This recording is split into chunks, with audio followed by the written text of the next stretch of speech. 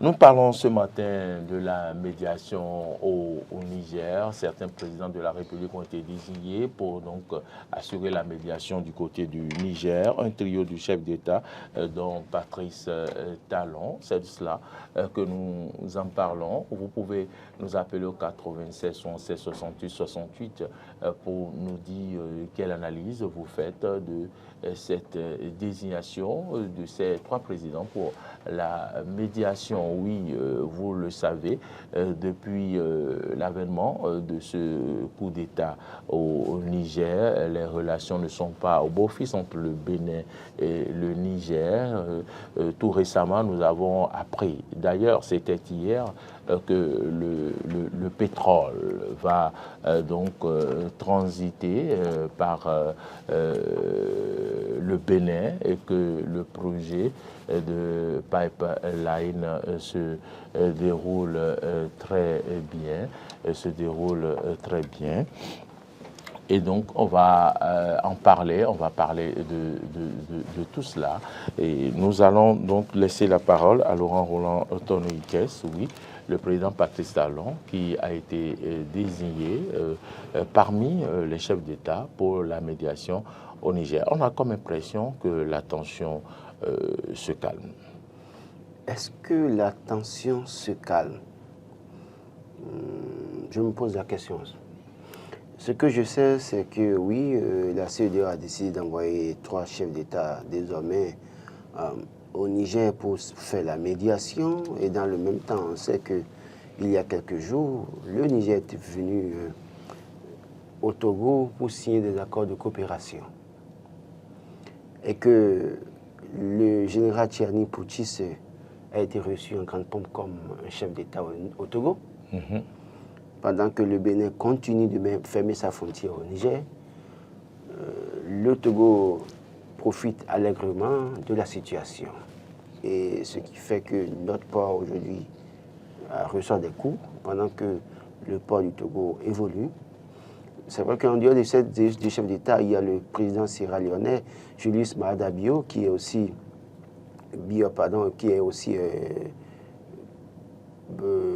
nommé par la CEDEAO pour servir de médiateur. Et je me pose la question de savoir si cette médiation peut prospérer.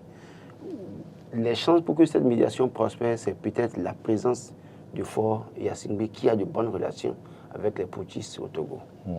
Autrement, je me pose la question de savoir si la médiation de Patrice Talon, qui dès les premières heures de ce coup d'État avait utilisé les mots durs en disant que Bazoum sera rétabli à la tête du Niger, qu'on utilisera toutes les forces pour rétablir Bazoum. Et quand on sait que l'un des pays qui applique durement la sanction contre le Niger, c'est le Bénin, et sachant aussi que par le passé, le porte-parole du gouvernement disait qu'il ne reconnaissait pas la junte au pouvoir et qu'après, ils ont demandé un couloir humanitaire, lequel couloir humanitaire n'a pas été accepté par les autorités, les actuels dirigeants du Niger. Donc, il y a matière à se poser mille de questions. Ce que je remarque tout simplement, c'est que, moi je le dis, Patrice Talon aurait peut-être pour moi choisi de ne pas être dans cette médiation et demander que quelqu'un d'autre le remplace et en même temps qu'il soit peut-être convié à une table de discussion avec les autorités du Niger, ça aurait plus d'effet. Parce que quand on regarde les différentes prises de parole du pouvoir du Bénin, le porte-parole du gouvernement, le chef de l'État dès les premières heures, tout ça là, la tension est encore là dans la tête des autorités actuelles du Niger. Peut-être que les choses ont évolué, peut-être oui, que... non, c'est aussi... que dans... on n'est pas dans le secret de Dieu forcément, peut-être que... J'en viens, c'est-à-dire qu'aujourd'hui, donc au-delà de ça, c'est que les gens ont Tiani et sa troupe ont cette idée du pouvoir du Bénin, Patrice Talon et consorts. Et c'est déjà, peut-être, ça peut être constitué un problème pour l'aboutissement de cette médiation. Dieu seul sait s'ils vont les accepter. Et comme je l'ai dit, peut-être la présence de forts peu favoriser les choses parce qu'ils ont signé des accords de coopération avec Foria Singbe il y a quelques jours. Mais toujours est-il aussi que, oui, dans une certaine mesure aussi, comme vous le dites, c'est peut-être que les choses ont évolué dans les coulisses. Et ce serait à tout profit pour le Bénin. Parce que quand on voit que le Niger se passe du Bénin par rapport à son port et va au Togo, c'est que dans les prochains jours, prochains mois, prochaines années, est-ce que le Niger va continuer à utiliser encore notre port? Est-ce que cette tension qui existe maintenant ne va pas perdurer dans le temps pour empêcher le Bénin de profiter des opérateurs économiques nigériens et du pouvoir du Niger également? Donc, c'est l'un dans l'autre beaucoup de choses. Mais ce qu'on va souhaiter, c'est que les autorités nigériennes, au-delà de la tension qui existe, qu'ils acceptent de discuter avec les trois chefs d'État, même si je pense que le maintien des sanctions face au Niger ne tient pas, parce qu'on dit c'est conditionné à la libération de Bazoum, alors qu'on aurait pu lever les sanctions, permettre aux opérateurs économiques de faire leurs activités, les opérateurs économiques qui sont en difficulté, les transporteurs qui sont en difficulté, les populations qui sont en difficulté, lever les sanctions et dire vous avez 1 mois, 2 mois, et pour libérer Bazoum. D'accord? Si vous ne le libérez pas, alors on applique à nouveau les sanctions. Plutôt que de dire, bon, là maintenant, on ne parle plus du rétablissement de Bazoum, mais on demande la libération de Bazoum. Mais aussi longtemps que vous n'avez pas libéré Bazoum, nous allons mettre une sanction. Et j'ai pu voir la réaction du côté Niger. Ils estiment que libérer Bazoum en l'état actuellement, ça va être un problème. Mais qu'il sorte du pays, qu'on le sorte du pays, qu'il aille ailleurs, s'ils veulent. Oui, justement. Et c'est pour ça que je dis que tous les chefs d'État d'Afrique, sur le temps de la CEDEAO, doivent pouvoir s'asseoir et revoir leur copie. Parce qu'on n'a pas eu de médiation, mais écoutez, dans le même temps que vous appliquez les sanctions au Niger, contre le Niger, les États-Unis envoient une nouvelle ambassadrice qui présente les lettres de créance au président de la junte, en tout cas au président de la transition.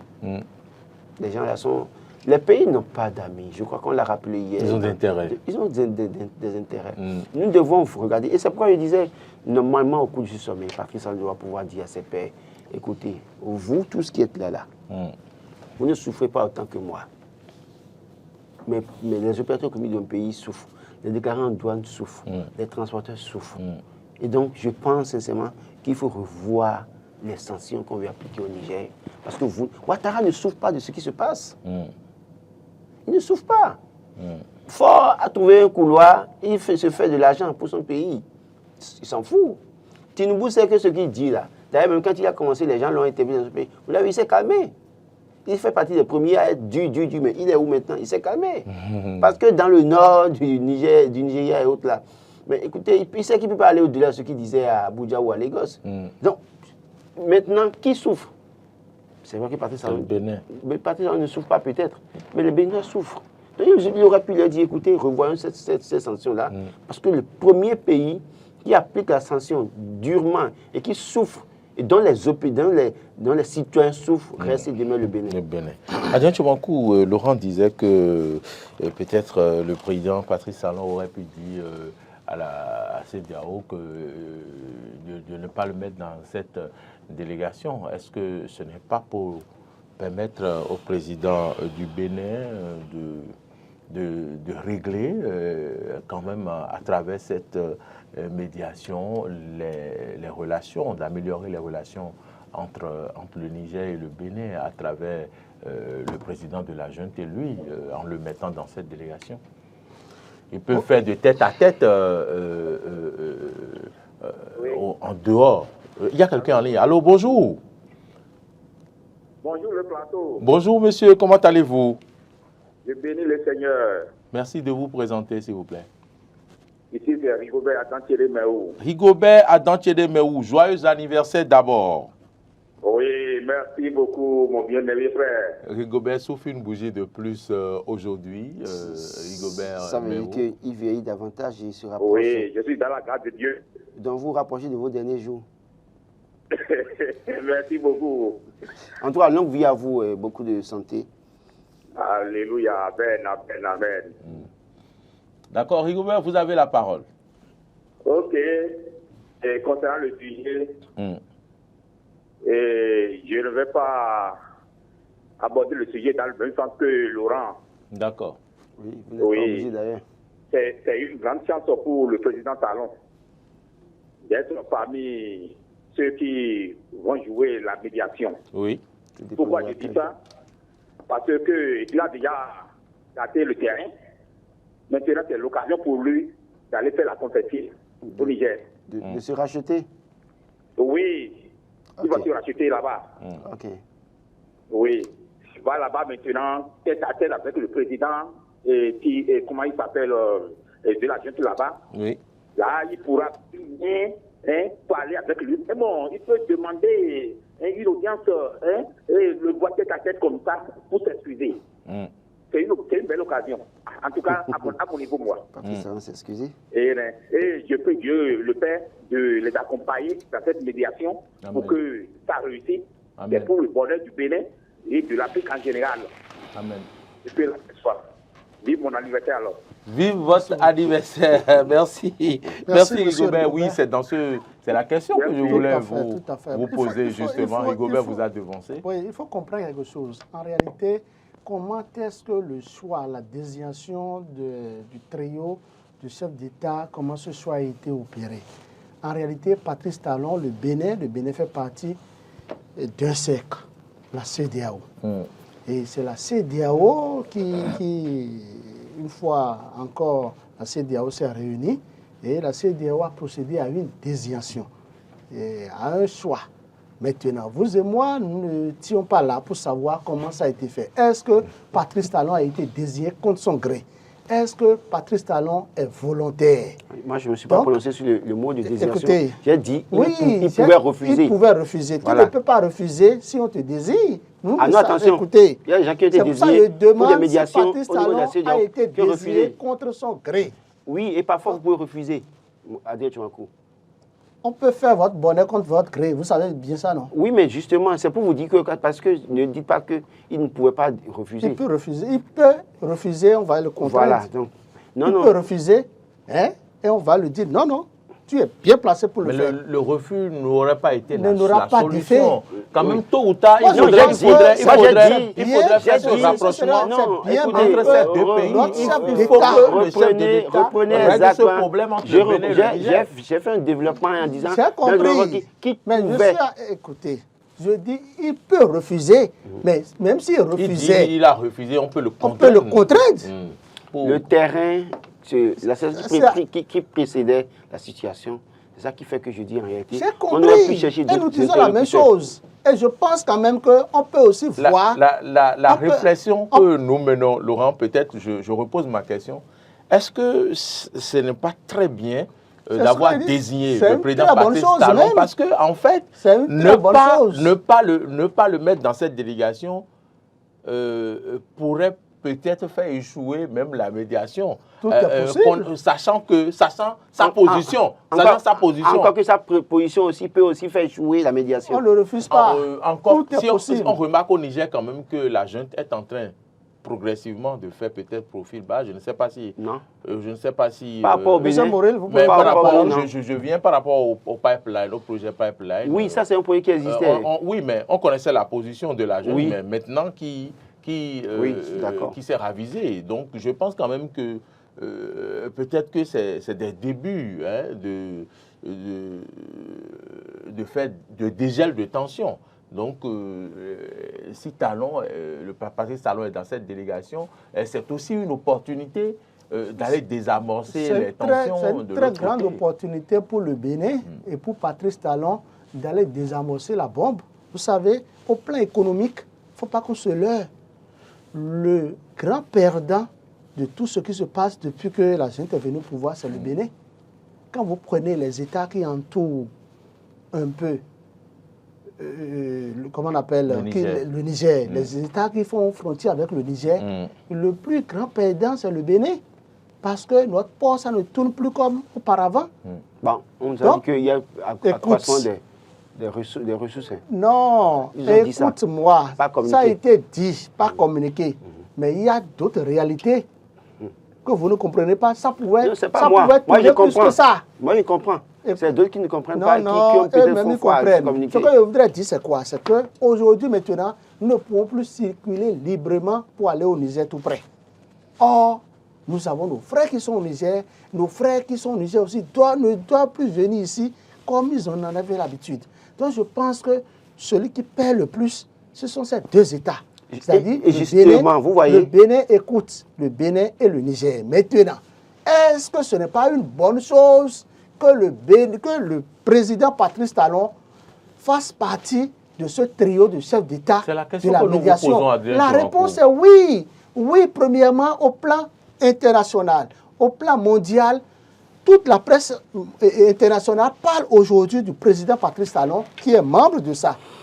Qui est membre de... Je ne sais pas parler au plan international. Écoutez, c'est pas fini. Les résultats vont venir. On peut vous nommer c'est déjà on peut vous nommer Adrien Tchouampou médiateur. C'est déjà un grand pas. Toute la communauté internationale en parle. C'est les résultats qu'on veut. Fasse partie de ce trio de chefs d'État. Okay. Secondo, écoutez, ils vont se rendre là-bas. Quand ils vont se rendre là-bas, depuis ce temps, Patrice Talon n'a plus mis pied là-bas. N'oubliez pas que la junte avait refusé l'arrivée d'une équipe de médiation par le passé. Ils ont accepté maintenant. Les négociations ont évolué. Bon, non, ce que je dis, c'est quoi? Ce n'est pour rien quand ils voulaient inaugurer le pipeline qui dessert le Bénin. Quand ils voulaient inaugurer ça, ils ont contacté notre ambassadeur. Mais notre ambassadeur n'a pas pris part. Aucune autorité béninoise n'avait pas pris part. Mais justement, à ça. Voilà les points de tension qui existent. Il n'y a pas de point de poste de tension là, d'autant plus que on sait bien que le Bénin fait partie de la CEDEAO. Et c'est la CEDEAO qui a pris une décision. Le Bénin, en tant que bon élève de la CEDEAO, doit respecter les injonctions de la CEDEAO. Vous faites les bons élèves, les Américains sont en train d'envoyer ambassadeurs là-bas. Vous faites les bons élèves ici. Vous mettez vos concitoyens en difficulté et les Américains envoient leurs ambassadeurs. La vie, c'est un choix. Et vous dites que c'est choix. C'est pas choix. L'heure a sonné pour un bon dégel. C'est Patrice Talon, très intelligent, très compétent. Celui-là que nous connaissons avec ses verbes, je dirais son intelligence, il va tout mettre en œuvre pour séduire, pour bien échanger avec, comment il s'appelle, la junte qui est au pouvoir. C'est de ça qu'il est question. Okay. Je pense qu'il sera d'abord reçu en audience. Moi, je pense que c'est une très bonne chose. Et je pense que c'est l'heure qui a sonné pour le renouveau de l'Afrique, le renouveau de la CEDEAO, le renouveau des deux pays frères, le Bénin et pour faire descendre la tension, afin que nos conducteurs, nos transporteurs vivent mieux. Les transporteurs du Bénin, les transporteurs du Niger, aujourd'hui, disons la vérité, ces transporteurs ont faim. Ces transporteurs ont des difficultés, pour pouvoir payer le loyer. Ils ont des difficultés pour subvenir à leurs besoins. Les gens payent l'emploi. Dites que les gens payent l'emploi dans cette crise. Je pense que Patrice Talon, qui fait partie de cette délégation, de ce trio du chef de l'État, c'est une très bonne chose. Et c'est l'occasion pour le chef de l'État béninois d'échanger encore davantage avec son frère du Niger. Non, pas du Niger, du Togo, Foy Assingbe. Parce qu'on a bien compris que Foy Assingbe fait un double jeu avec la CEDEAO. Il faut avoir le courage de le dire. Ne dites pas ça. C'est la vérité. Je ne suis pas d'accord. Parce que vous savez, quand vous êtes chef d'État à un moment donné, vous savez, vous êtes chef d'État, vous tenez compte de l'intérêt de vos concitoyens. Si à un moment donné, la frontière entre le Bénin et le Niger a été fermée, sans tenir compte des transporteurs, attendez, sans tenir compte... Vous avez le Bénin qui a mis les conteneurs attendez. Laissez-moi finir. Je vous ai laissé finir. Si une situation arrive, vous mettez sur la table vos intérêts, vous discutez, vous négociez en tenant compte des intérêts de vos concitoyens. Si vous appliquez une décision, la tête baissée, qui fait souffrir vos concitoyens, c'est vous qui répondez. Fort profit d'une situation créée par le Bénin. Parce que le Bénin veut être... laissez-moi finir. Parce que le Bénin veut être le bon élève de la CEDEAO. Je vais vous dire une chose. Si les Nigériens conditionnent l'arrivée des médiateurs par le fait qu'il faut d'abord ouvrir les frontières, qu'est-ce que vous allez dire? Je pense que cette médiation aurait pu très vite marcher si dans les discussions de la CEDEAO dimanche dernier, qu'on disait, OK, le président béninois est dans la médiation. Mais première chose, nous ouvrons les frontières de façon temporaire le temps de permettre à ces chefs d'État de venir négocier. En réalité, ça peut faciliter les choses et rassurer la junte au pouvoir pour dire au moins ils nous respectent dans ce sens. Si vous allez, c'est vrai qu'on n'a pas encore eu la réaction du Niger, mais ils peuvent dire, ok, d'accord, les médiateurs n'ont qu'à venir. Mais première chose, condition que nous-mêmes nous posons, ouvrir les frontières. Autrement, nous ne les recevons pas chez nous. Mais pendant ce temps, pendant les 3, il y en a un avec qui ils s'entendent très bien, avec qui ils ont signé des accords de coopération. Ils ne se foutent pas de marbre aujourd'hui de votre port, malheureusement. C'est pour ça que je dis que, dans une certaine mesure, soit Patrice Talon aurait pu refuser, ou alors s'il accepte, il passe par un premier pas. Ouvrir la frontière, dire à ses pères, chefs d'État de la CEDEAO, écoutez, ouvrons d'abord la frontière, permettons à ce que les activités marchent, et après, ça va peut-être faciliter les discussions, les négociations. Maintenant, vous pensez, si ça échoue, vous pensez que... Mais il ne va pas ouvrir la frontière avant d'entamer les médias. Non, justement, je pense qu'ils ont un calendrier. On peut le faire, on peut le faire. Moi, je propose... C'est une proposition que je fais, c'est-à-dire quoi? Et il ne peut pas ouvrir il ouvre la frontière, mais de l'autre côté, si le Niger décision de la CEDEAO. Mais justement, non, au moins, il aura fait le pas. Au moins, il aura fait le pas pour dire aux gars, la première posture que j'avais adoptée dès l'avènement de votre coup d'État, là, je ne suis plus sur cette longueur, sur cette posture-là. J'ai revu ma posture. Ça rassure son interlocuteur, Tiani. Mais vous n'ouvrez pas, vous tenez dur, ferme, et vous n'avez même pas eu à un moment donné des mots pour adoucir ce que vous avez dit par le passé. Et vous pensez que ça va être aussi facile? Et n'oubliez pas, je ne parle pas de fort en jouant qui joue, peut-être selon vous, un double avec la CEDEAO. Non. Fort profite de la situation pour ses intérêts, l'intérêt de son pays. On ne va pas lui en vouloir pour ça. Si vous faites l'erreur de ne pas tenir compte de vos intérêts dans une situation de crise, les autres profitent de la situation parce que c'est à leur avantage. Et c'est en cela que je dis oui. Fort Yassine se retrouve être le plus intelligent de cette affaire aujourd'hui au niveau de la CEDEAO. Les autres sont en train de crier. Et le gars est là, il signe des accords avec la junte, il profite. Parce que d'ailleurs, ils ne partagent pas les frontières directement avec le Niger. Donc, s'il y a signe des accords pour que les gens amènent des marchandises par le Niger, par le Burkina Faso pour aller dans leur pays, ce n'est pas son problème. Parce que s'ils ferment frontières, ils savent avec le Burkina Faso. Alors que les frontières avec le Burkina Faso fermées sont déjà ouvertes aujourd'hui. J'estime que... Non, c'est la fin. Je pense que Patrice Talon, aujourd'hui, doit pouvoir dire à ses pairs, écoutez, oui, médiation, d'accord, mais mes concitoyens souffrent.